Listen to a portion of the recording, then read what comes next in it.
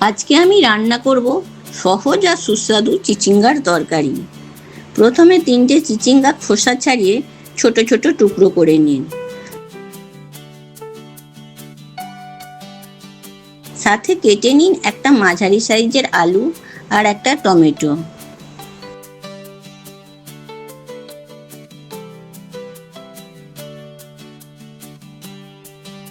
এবার 3 চামচ তিল নিয়ে মিক্সারে দিয়ে একটা পেস্ট বানিয়ে নিন।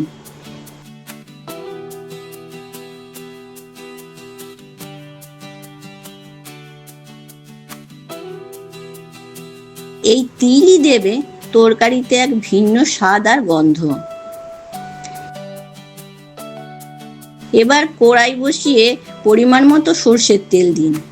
তেলটা গরম হলে দিয়ে দিন কাটা চিচিঙ্গা, আলু, টমেটো দিয়ে ভালো করে ভেজে নিন কয়েক মিনিট।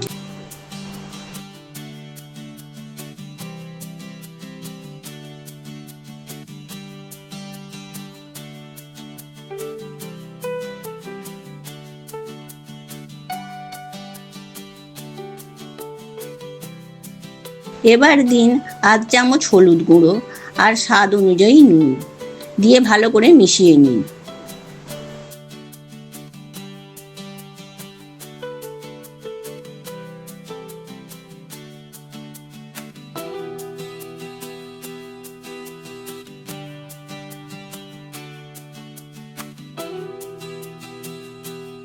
তারপর যোগ করুন আগের থেকে বানানো তিলের পেস্ট।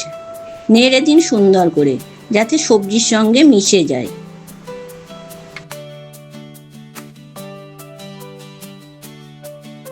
অল্প আঁচে জল দিয়ে ঢেকে দিন আর মাঝারি আঁচে রান্না করুন যতক্ষণ না জলটা শুকিয়ে যায়।